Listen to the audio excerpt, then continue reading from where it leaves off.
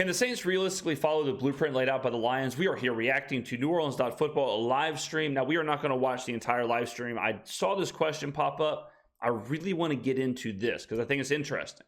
Because I'm assuming they're talking about how bad the Lions were. And then, boom, all of a sudden they're good, right? They turn things around. They're good. They get Jared Goff. They get Dan Campbell. They have a meteoric rise. And now in a couple hours, they're going to be playing for a chance to go to the Super Bowl. Goff and Carr are kind of similar. They're that mid-tier level quarterback. Jared Goff might seem better now, but when Detroit got him, he was definitely viewed as a B-level, mid-tier quarterback, which I would say Derek Carr is viewed that way too. So I'm guessing that's why they're comparing these two teams. But let me say this. Sometimes it's easy just to look at the Lions and say, oh, Dan Campbell, Derek Carr equals good, right? But there's so much more to Detroit's rebuild. Detroit's rebuild also includes a top 3 tight end, a top 5 wide receiver, rookie or a young dominant pass rusher, one of the best offensive linemen in the game, arguably the best offensive coordinator in the NFL. So they also simultaneously and really quickly elevated all these different facets of the game to be really good. Like if you gave Detroit a grade for all those facets, running game or offensive line, the ability to run the football, A+. Pass rush, defensive line, A+. Wide receivers, A. Tight end, A+. Running back, A+. Offensive coordinator, A+. When you do it like that, it's like, wow, they kind of have to be good. The only thing Detroit doesn't do good is stop the pass. Their defense can be kind of leaky in the secondary. They do give up a lot of yards. That's it. That is it. You look at the Saints, it's like running game, we can't run the ball at all. D. Wide receivers, C. Offensive line or a defensive line, D. You know, like it's the opposite. Tight ends, D. Quarterback play, C. Offensive coordinator, F. Head coach, D. You start doing it that way, you see why the two teams are in different directions. So the rebuild blueprint in this situation is elevate all of the facets of the game to a top tier level, and then you'll be good. And if that's the blueprint, yeah, that's going to work out for every team. You know, the Lions, people think rebuild is get a number 1 overall pick, get a quarterback, develop that quarterback. If that quarterback is Joe Burrow, if that quarterback is Patrick Mahomes, your team will be good. But really, a rebuild should be more like what the Eagles did, which is just fill your roster with talent. Be good at every phase of the game. And then, like the whole rising tides lift all ships, if you're good at every facet of the game, your team is going to be good. That's the Lions' blueprint. And that's what the Saints should do. That's why I always say in the draft, the Saints need to take the best player available because they need to fill their roster with talented players. The Saints roster isn't good enough for them to be good in all these facets of the game. They need more talent. They need more depth. If you look at their offensive line, if you look at their defensive line, if you look at their tight ends, if you look at all that, it's okay. No wonder they're not good in these areas. So that's what the Saints' goal should be. It should be, let's just get good players in the building. I know it sounds simple, but it kind of is.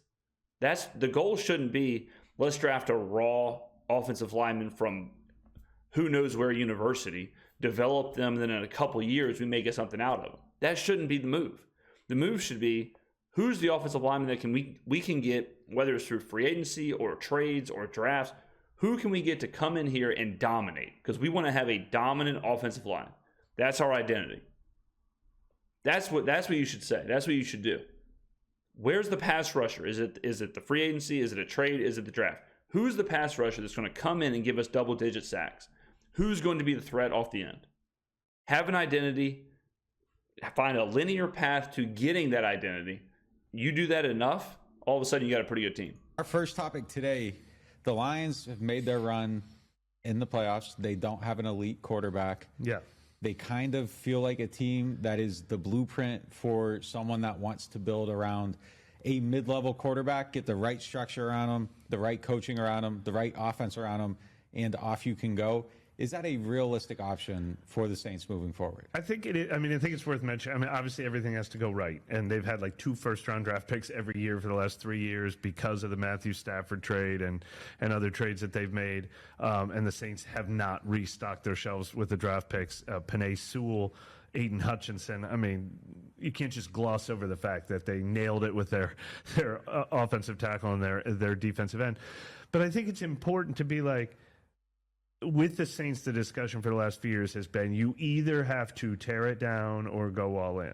And the Lions are like you don't have to tear it down. You do not have to get a top 5 draft pick 3 years in a row. You don't have to trade everything for the number 1 pick in the draft. You can get there if you hire the right coach, build the right culture, hire the right offensive coordinator, which is absolutely what they did. Yeah, I mean, that's exactly what I was saying. You don't have to do the tear it down, get draft picks, get the first overall pick. But if you don't do it that way, you have to nail all these other decisions. I mean, like we're laying out here, maybe the Lions aren't a good comparison because the Lions are the anomaly. The Lions are the team that they aced the test. You know, they had 20 multiple choice questions and they got all of them right. It just worked. You know, whether it was player evaluations or the right coaches or the right culture or just the perfect storm, whatever it may be, but it worked for them. It's very difficult to do that for the Saints because there isn't that identity first. I really think for a team like Detroit, I think you have to have the identity and the culture there to then fill the players to match that identity and culture. Just like I was saying, Detroit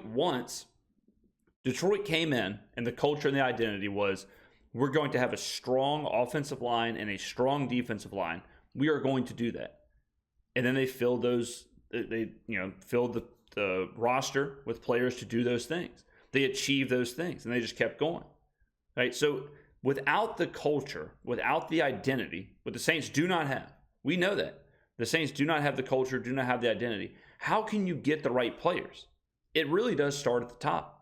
Ben Johnson, Dan Campbell helped build that, what we see now, what we see offensively and what we see from the Lions. No one is building that in New Orleans. We don't have an offensive coordinator. We don't really have a head coach. The guy who was building that, the guy who had the identity, is in Denver. That's why Sean Payton and the Saints were able to seemingly do what I'm saying the Lions are doing for so long with building a roster with impact players, just finding good players and plugging them in. Because they know what they need in the player to plug in. Right now, we're just throwing darts. We're just throwing darts at players, hoping they come in, hoping they contribute. But contribute to what? You know, what's their role in the machine? There isn't a machine. You have to build the machine, build the foundation for then the players to have roles. You know, just like Jamal Williams. I say this all the time. Jamal Williams, he came in here, and I think the Saints just said, well, yeah, I mean, you know, he can come in, contribute, do this. But what actually is his role? There wasn't a role for him because his role, when he was with Detroit, was short yardage, you know, goal line, tough yards. That was him. And what happened? He had, 17 touchdowns, led the NFL in touchdowns. That role with the Saints was filled with Taysom Hill. So Jamal comes in here, all of a sudden he has no role. Is Jamal Williams that different of a player over the course of a year? No. It's just in one situation, there was a foundation, there was a role, he was part of the machine. The other one, it was like, hey, just go run straight. Try and get a couple yards. But there's no identity to his role, and that's why he failed. And then put a couple good pieces. They had one Pro Bowler last year, one, Frank Ragnow. And this year they had 4, Penei Sewell, Sam Laporta, and Aiden Hutchinson. Amon-Ra St. Brown is obviously right on the cusp of that. But you can build a team by just getting a few things right. You do not have to tear it down to become this kind of team. Yeah, agreed. That doesn't mean it's easy, but it can be done. Yeah, I mean, look, the thing they got going for them is Brad Holmes is incredible. Like, his drafts have been unbelievable the last 3. Like, there's sort of. They used 2 first-rounders at Jameson Williams. He's not even really a part of this team. They missed 2. You're not going to hit every one, but, I mean, if you go through there, they're getting a ton of contributions out of their last 3 drafts. Like, the Saints aren't. Like, if they're going to... When's the last time the Saints were really good? Look at the draft. Same thing I'm talking about, where they hit a draft and all of a sudden they upgrade all these different facets of the game, right? The Saints have a really good draft. All of a sudden, their running game goes from 0 to 100 with Kamara. Their wide receivers go from 0 to 100 with Michael Thomas. Their secondary goes 0 to 100 with Marshawn Lattimore. When you can get these players, however you get them, in this case, it's the draft, but it can also be free agency. It can also be trades. However you do it, you bring those players in. They immediately impact those facets. And if you can rise all of that at the same time, you're rebuilt. It sounds easy. It's hard to do. But if you hit, that's how you become the Detroit Lions. That's how you get the bump that the Saints got with the huge draft class we had with Thomas and company. Going to start building to become the Lions. You need to start hitting on your drafts every single year, but you always are one great draft away from becoming a great team, and the Saints know that better than anyone else. But they are kind of proof positive that if you get the right offense and you do all these things around them to make things easier for a mid-level quarterback, you can get there. But Jared Goff's always kind of been the poster boy for that. He got to a Super Bowl with the Rams playing in an offense that was kind of defining the league at the time. The Lions, though, did kind of get lucky with a handful of things, having Ben Johnson in your building as a quality control coach is kind of unbelievable. And then just all of a sudden, it's kind of like having Joe Brady and recognizing that he could be something. But a lot of teams don't, but they did, and they found it. But so what Nick's talking about is what we've been saying the Saints need to do. That's recognizing when you need to innovate, when you need to evolve. Having a Joe Brady or a Ben Johnson or whoever in the building, and then recognizing, okay, this person needs to take over. This person needs to be running the offense. This person needs to have their ideas on the forefront.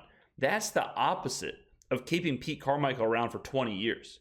That's the opposite of retreading Dennis Allen. We're not doing that. You look at the Rams. Same thing with the Rams. The Rams go from, maybe they should tear it down. The Rams really don't have much. Then what happens? The Rams hit on a couple draft picks. All of a sudden, facets of the game. Run the ball. Rams, A+. Wide receiver room, A+. Right? Offensive coordinator, A+. Well, Sean McVay is, but assistants, A+. Defensive coordinator, A+. And now look what happens. Zach Robinson goes, he's the OC at Atlanta. Raheem Morris, he's the head coach in Atlanta. Puka Nacua could have been the rookie of the year. Kyron Williams, he's not going to be rookie of the year, but hell of a season. Cooper Kupp, we know what he can do. When you hit like that, and when you're innovating and evolving, when you're doing those things, you're going to rebuild quickly. The Eagles, Jalen Hurts is not the reason the Eagles rebuilt. The reason they rebuilt was all of a sudden you look around and you're like, man, they have probably the best wide receiver room in the NFL, one of the best offensive lines, one of the best defensive lines. They can run the hell out of the ball. They're doing all these things. They have great coordinators at the time when they had Shane Steichen and Jonathan Gannon. You look at that, it's like, of course they're going to succeed. And then you plug in a capable quarterback in Jalen Hurts. There you go. Is Jalen Hurts a top tier NFL quarterback? I don't think so. I think he's probably top 10, but he's not in the same conversation of Lamar Jackson, Patrick Mahomes, Josh Allen. That's not him. It looks different because Jalen runs the ball and they do design runs and stuff. But Jalen Hurts, this is going to blow some people's mind here.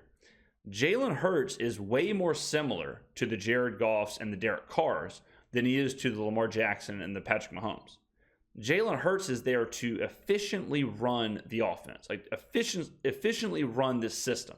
He's not there to carry the team and be Patrick Mahomes. He's not there to carry the team and be Lamar Jackson. He's there to do what Goff's there to do. Goff is there to run the system. Goff is not there to just improv, freelance, throw the ball 70 times and carry the Lions through a game. Once that starts happening, usually Detroit gets in trouble. Once Goff gets behind, once he's having just to throw the ball over the field and he has to try and carry the team, once they get out of their system, things get problematic, right? That's the rebuild the Saints are looking at doing. But like I said, you have to fill the whole building with just talent and good ideas and evolution and innovation.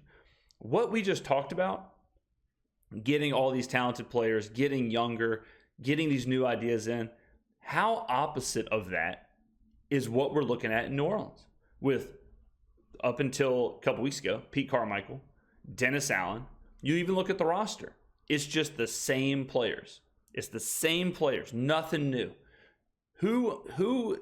What new player has made the most impact for the Saints last couple of years? Rashid Shaheed? I mean, really think about it. Because like with the Lions, you could say, well, I don't know. I mean, Amon-Ra St. Brown, Sam Laporta, Jahmyr Gibbs, could be Aiden Hutchinson. It could be a lot of people, But with the Saints, it's like, well, maybe Taysom Hill, our 33-year-old backup tight end, fullback, running back. Maybe Kamara, our running back we've had there forever. What do you have? 700 yards this season. It's maybe Demario Davis, our veteran linebacker who's been there forever. Like, we don't have that player who's come in, elevated, and making a huge impact. Doesn't exist. Carl Granderson, maybe? You have to have that. You have to have the influx of talent wherever you get it. Yeah, right coach, right system. You can make it work with a quarterback that isn't necessarily winning games for you. You're winning games with him. And again, I am not trying to sit here and say the Saints could be the next Lions. Like, the Saints are a much older team, but it is just the counter argument to you have to do what the Panthers did. It is you don't. You can keep being 7-9 in the meantime until you hit on a great coach, a great offense, and 2 great draft picks. I'm way more for what he's talking about versus what the Panthers did. Because the Panthers, when you do what the Panthers did and you go all in on a quarterback like that and your roster is devoid of talent, if that quarterback has to be so good. And if he's not, then you're really cooked. Because now your draft capital's gone. You have, like, look at the Panthers right now. You know what the Panthers wish they had right now? A first overall pick. You know why? To take a quarterback. Because the guy that they traded all that for ain't the guy. I would much rather be 7-9, somewhere in there, around 500, constantly. But the kicker is you have to constantly be rotating. You have to constantly be upgrading, evaluating, moving pieces, fitting everything around until you get what you want. You can't be 7-9 or around 500 and just roll the same team over year after year after year after year with the same coaches and the same ideas and the same everything and expect things to change. Why would it change? If a team is 7-9 and they just bring everybody back and they just say, all right, let's do it again. How much better can they really be? Maybe 2 wins. Like if you get all the breaks, maybe somewhere in there. You're not going to go from 500 to the same players, same coaches, same ideas, same everything, and then all of a sudden win 14 games. It's not going to happen. The only way that happens is if it's a situation like Houston, where you get young, you go up to that 500 world, and then you take another jump. If like Stroud and the young receivers and young coaches and all that, if they jump up, then you can do it. But a team like New Orleans, where all the players are, let's be honest, kind of past their peak, there isn't another level. There isn't another jump with those players and those coaches. So it is possible to go from 500 to up, but you got to really hit on coaches, identity, players, roster, everything. You don't have to tear it down to get here. Yeah, the counter argument to that, though, is then also it's just the Chiefs. Like, when you have a season where it's kind of a down year for you, your quarterback isn't necessarily at the peak of his powers for the whole entire year, where things are kind of rough, you're still in the conference championship game because you have him, and when he turns it on, it is freaking unbelievable. Mahomes over. Yeah, but that's not true either. I got to push back on that as well. If he's talking about the Chiefs right now, it's like, but you're also, Mahomes is the man. Mahomes can carry for sure, but you got to factor in that the defense is elite. They have a top 10 for sure defense. I was going to say top 5. Let's say top 10 defense. They have the greatest tight end that's ever lived. They have a top 3 head coach that's ever lived. All right, so they're an example of Mahomes is that good that he can carry those wide receivers, but they are talented. You know, the Chiefs have, even during their down year, they're loaded at spots. You know, is Travis Kelce playing the best he's ever played? No. But in a game, in a moment, he's still Travis Kelce. Mahomes over everything. No doubt about it. Mahomes over everything. You know, it's kind of crazy. The Bills made that trade for them to get him. Like, the Saints aren't the only ones that probably have Mahomes regret. Like, imagine being Josh Allen. Have people been talking about this? Because I actually never thought about it. The Bills gave the Chiefs the key to their pain and suffering. Yeah. Like, that's the guy they lose to every year. Yeah, and it sucks. Well, it's kind of like the Tom Brady thing where even when the Patriots weren't firing at all cylinders, Brady would still have them in the conference championship. But then you look at the team and you're like, well, yeah, Brady's sweet, but they also had Bill Belichick. At some times they also had Rob Gronkowski. At certain times they also had the combinations of like Julian Edelman and Wes Welker. And, you know, they still had talent, especially defensively for a lot of years when it was, you know, Ty Law and Rodney Harrison and all these guys. It's like, well, maybe the roster was better than we thought, just like with the Kansas City thing, where like they are down, no doubt, but the roster is still really good. Man, like Josh Allen, like he should be there every single year, but he just happened to run into the greatest quarterback of all time. And no disrespect to Tom Brady, like Mahomes is just unbelievable to me. Like I feel like I've never seen anyone like him. But yeah, the Bills gave them the guy that haunts their dreams, man. It's kind of crazy to think about. But yeah, I agree with you, man. Like we are sitting there saying that they can be the Lions, but this is a system where you could look at it and say, okay, that could work. And so much has to go right to get there. It's not like but it's proof that teams are never as far away as their fan bases think they are. I always say this, 100% agree, 100% agree.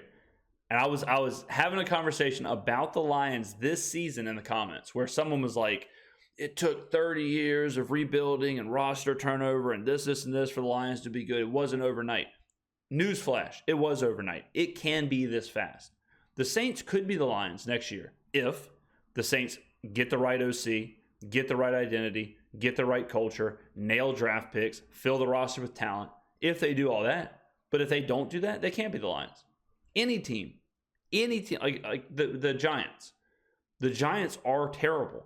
The Giants can be really good if they get the perfect foundation, the perfect coaches. All of a sudden they get, you know, A+ tight end, A+ wide receivers, A+ defensive lineman, A+ offensive line. If all of a sudden you're looking around and they're that talented in those facets of the game, you're going to turn it around quick. It does not have to be a 2, 3, 4 year development rebuild. It doesn't have to be that. You can do it this way. You can do it the Lions way. You can do it the Eagles way. You can do it. This is, I think, the way to go because it's so volatile to try and find the quarterback, the top of the draft. It's so volatile to do that. That is very, very difficult to do, to just land that first overall pick. Because more than likely, if you have that first overall pick, you're there because you're devoid of talent. You're there because you have issues. You're not good in facets of the game. That's the whole reason you have the first overall pick. Faces always think this team can never win. And it's like, no, give me a Penei Sewell and Aiden Hutchinson and a couple of the right coaches, and all of a sudden we can be. Key moves can change your how you feel about your team really quickly. Gibbs was a great pick for them too. All right. Moving on. Of course, Sam Laporta. I already mentioned him already, but he went to Iowa, so I got to give him love. Sure, yeah. Tight end, you. Moving on to our money segment presented by Jefferson Financial Federal Credit Union. Last week, Mickey Loomis said the team wants to clean up the salary cap. Okay, so we'll again, I just wanted to focus on that because it is a great comparison. It really is. And like Mike just said, he used the names of the players. But if you take away the names and you just use grades and you say any team can be the Lions if you give me an A+ offensive lineman, an A+ defensive lineman, an A+ running back, an A+ wide receiver. If you say it like that, an A+ offensive coordinator, if you say it like that, it's like, yeah, of course, right? It makes total sense. How could you not be good if you do those things? But for some reason, teams don't do that. And some teams do try. And I think that's important too. You can absolutely try and miss. That happens a whole lot. But I would rather that than what Carolina's doing. I would much rather you try and replicate what the Lions are doing and miss on those players than say, we're going to tear it down. We're going to get rid of everybody. We're going to trade what we got. We're going to, do everything we got to do to get this one thing. And all of our eggs are in this one basket, which now is Bryce Young. They got rid of talent to get Bryce Young. Like DJ Moore, a really good wide receiver. They're offloading talent. When you start doing that, you're bailing out a ship with holes in it. It's just not going to work. That player just has to be absolutely generational. And those are really, really, really hard to come by. Really hard to come by. So great conversation. Very good stuff. Sorry if my voice is a little hoarse. Went to a Mardi Gras ball this weekend, and when you're in your mid-30s, you go to a Mardi Gras ball, the voice goes. It's just how it is. Takes a couple days to get back the working throat. Pause. Whew, that was crazy. Let me know in the comments below. Would you rather the Saints tear it down? Are you part of the line of thinking of tear it down, get a first overall pick, get a quarterback, let's rock and roll? Or would you rather go the opposite direction of just, hey, get better, fill the roster with talent, get better at different facets of the game, and we can make that jump from where we are right now to where the Lions are right now? Let me know. Thank you for watching. I will see you in the next video.